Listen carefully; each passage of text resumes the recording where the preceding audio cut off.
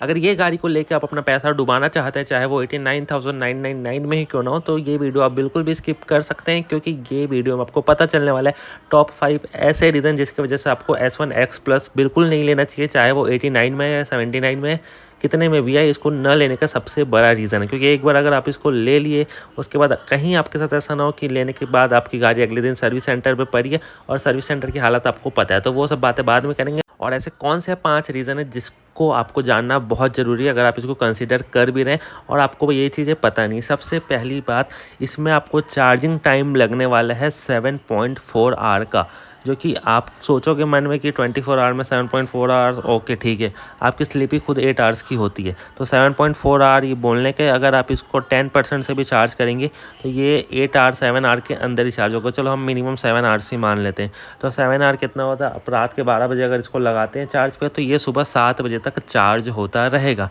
और मे भी ओला अपनी चार्जिंग पे बहुत ज़्यादा ध्यान देते हैं, बट कहीं ऐसा ना हो जाए कि थोड़ी सी ध्यान हटी और इसका शॉर्ट सर्किट हो गया और चार्जिंग करते करते ये आग लग सकती है, क्योंकि बहुत सारे कस्टमर के साथ ऐसा हुआ है। अभी रिसेंटली जो ब्लास्ट हुआ था उसमें भी चार्जिंग टाइम पे कुछ लोचा हुआ था, और अभी जो ओला S1 Pro Gen 2 चली है उसमें भी शॉर्ट सर्किट की वजह से था। तो चार्जिंग पे आप इसको लगा के सो तो बिल्कुल भी नहीं सकते। तो दिन में आपके पास 7 घंटा बहुत ज़्यादा हो जाएगा। अब कुछ बोलेंगे कि 150 की रेंज है तो इसकी रेंज कम ही नहीं होगी, तो हमको चार्ज ज़्यादा करने की ज़रूरत नहीं पड़ेगी, बट ऐसा बिल्कुल भी नहीं है। इसमें आपको मिलती है 3 किलोवाट की बैटरी, सेम S1 Air वाली। और S1 Air की रेंज आप सबको पता है कितनी मिलती है, 100 तक की ही रेंज जाती है। ट्रू रेंज कंपनी 125 बताती है, पर कोई भी एक ऐसा ओनर लेके आ जाओ कि 10 में से 7 लोग यही बोलेंगे कि ओला S1 Air आराम से 80, 90, 100 इतनी ही देती है, उससे ज़्यादा नहीं देती। और किसी किसी की तो 60, 70 देती है। वो क्यों देती है? क्योंकि अगर आप अपनी गाड़ी को 50, 60, 70 ऐसे स्पीड में ड्राइव करेंगे तो वो आपकी रेंज ऑटोमेटिकली डिक्रीज़ हो जाएगी। और बहुत सारी जगह ऐसी होती है जहाँ पे हमको जल्दी जाना रहता है या अर्जेंट पहुँचना रहता है, तो हम हमेशा 30-40 में नहीं चला सकते। तो आपके टाइम के साथ साथ आपकी गाड़ी के केयर भी थोड़ा सा कम हो जाएगा और आप इसको रफली यूज़ करना चालू कर दोगे। ये चीज़ हर नए यूज़र के साथ होती है। शुरू में सब अच्छे से रखते हैं, प्यार से रखते हैं, बट थोड़े टाइम बाद ये आप रफली यूज़ करने लगोगे। आपके घर में जो भी एक्टिवा होगी, जुपिटर होगी, आप उसको नए में तो अच्छे से चलाते हो, बट आप उसको अब कैसे भी चला देते हो, कहीं भी स्टैंड कर देते हो। मैक्सिमम लोगों की बात करूँ, कुछ लोग अभी भी अपनी गाड़ी प्यार से रखते हैं। तो उस टाइम इसकी जो रेंज निकल के आएगी वो आएगी आपकी 70 to 80। मैं पर्सनल एक्सपीरियंस दूँ कि मैं भी 3 किलोवाट बैटरी ऑन कर रहा हूँ, और मेरे से कोई पूछेगा कि पर्सनल रेंज कितनी आती है, ट्रू रेंज 3 किलोवाट में, मैं नॉर्मल मोड में चलाता हूँ, स्पोर्ट मोड में लगाता भी नहीं हूँ। कहीं जल्दी जाना रहा तो मैं उसको 50-60 कर देता हूँ स्पीड को, फिर भी मेरी एक्चुअल रेंज जो दिन भर की निकल के आती है वो 65 किलोमीटर निकल के आती है, मैं कितना भी कर लूँ। तो उसके बाद में देखा S1 Air में आपको हब मोटर देखने को मिलता है, तो वो थोड़ा सा पावर कंज्यूम कम करता है, जिसकी वजह से उसकी रेंज 75-80 चली जाती है। बट अगर आप ऐसा सोच के चलोगे 150 किलोमीटर, 125 किलोमीटर, 120 किलोमीटर, तो आपको पूरा टाइम इको मोड में चलाना पड़ेगा। और इको मोड का डिसएडवांटेज तीसरा बताता हूँ इसमें आपको पीक पावर बहुत ज़्यादा कम मिलती है। S1 Pro Gen 2 में 11 किलोवाट की मिलती है, यहाँ पे आपको सिर्फ 6 किलोवाट का पीक पावर देखने को मिलता है, जो कि बहुत ही कम है। S1 Pro Gen 2 से आधा है। आपको स्पोर्ट मोड में, नॉर्मल मोड में उतना तो नहीं लगेगा, बट इको मोड में और नॉर्मल मोड में 30-40 में आपको थोड़ा सा पिकअप की कमी महसूस होगी अगर आप 2 राइडर को बैठा के चलते हो।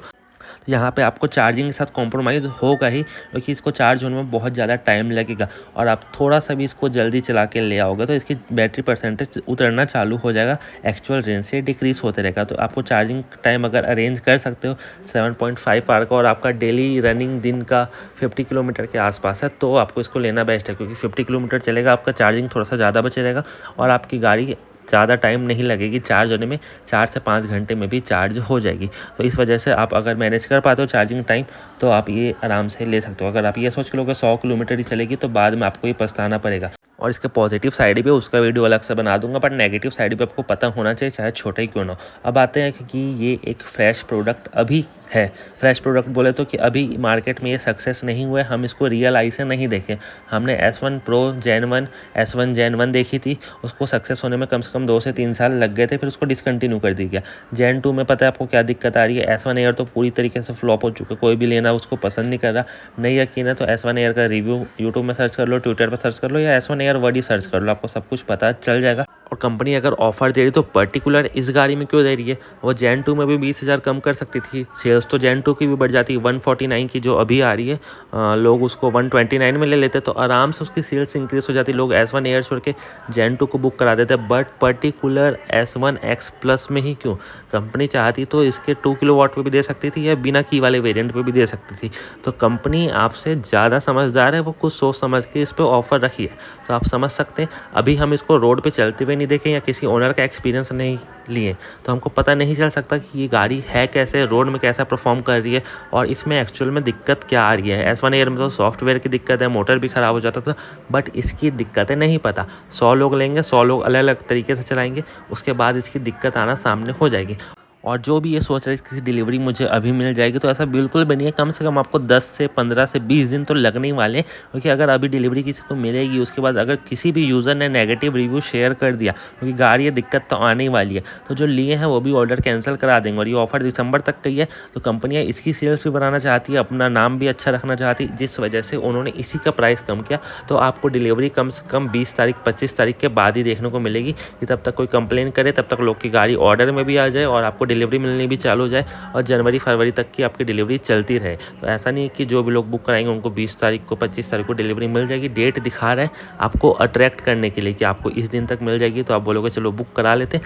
आपने कोई भी जेन 2 ले लो या S1 एयर ले लो, इतनी जल्दी नहीं मिले, लोगों को 1 महीना 2 महीना लग गया और अभी भी कुछ लोग की डिलीवरी नहीं मिली।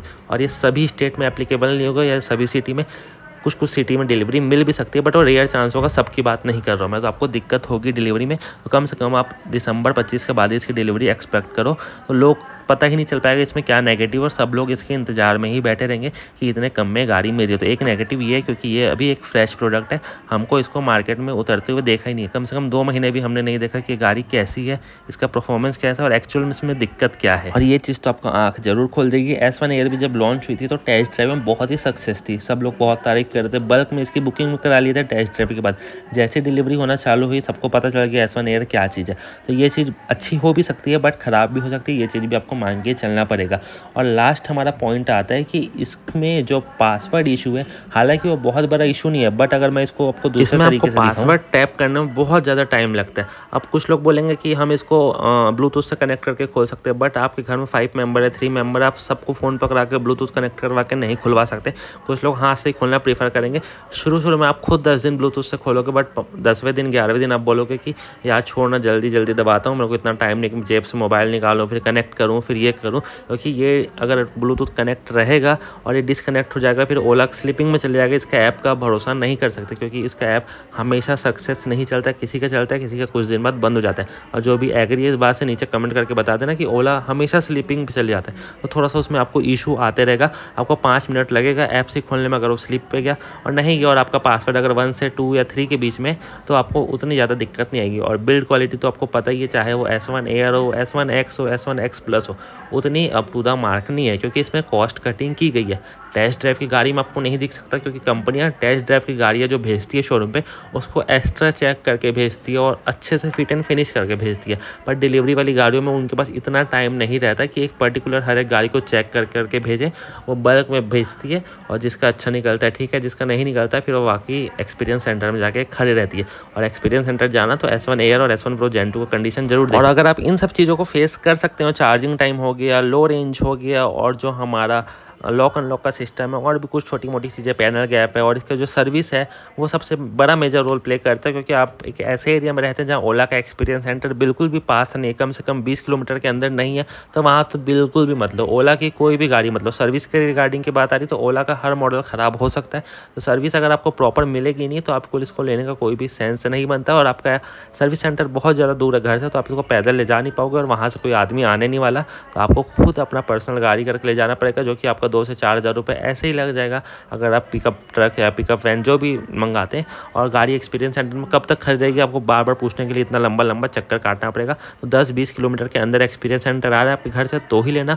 और आपके एक्सपीरियंस सेंटर की कंडीशन कैसी, वहाँ गाड़ियों की सर्विस अच्छी है नहीं है, या कहीं ताला तो नहीं लग गया या लग तो नहीं जाएगा, कंडीशन देख के वो सब जज करके ही अपनी S1 X प्लस को बुक करना। ये वीडियो ओनली नेगेटिव पर्पज से बनाया गया कि इसमें नेगेटिव पॉइंट क्या है कि हम हाईलाइट करके देख सकते हैं, बाकी इसमें पॉजिटिव साइड भी बहुत बहुत है और इस रेंज में ये अच्छी है या नहीं है, उसके लिए आपको पॉजिटिव वीडियो का इंतजार करना पड़ेगा जो कि 1-2 दिन में आ जाएगी। तो उसके लिए चैनल को आप लोग सब्सक्राइब ज़रूर करें, क्योंकि इसमें कुछ अच्छी बातें भी होंगी, बुरी बातें भी होंगी। तो ये तो नेगेटिव के लिए था, तो ये चीज़ आपको पता होनी चाहिए। और मैं हमेशा बोलूँगा, अगर आपके सर्विस सेंटर, एक्सपीरियंस सेंटर घर के पास नहीं है तो बिल्कुल मत लेना, क्योंकि जो भी ओनर इसको लिया है वो फेस कर सकता है कि एक्सपीरियंस सेंटर दूर होने का अंजाम क्या होता है। तो वीडियो अच्छा लगा तो लाइक करो, सब्सक्राइब करो। Thanks for watching.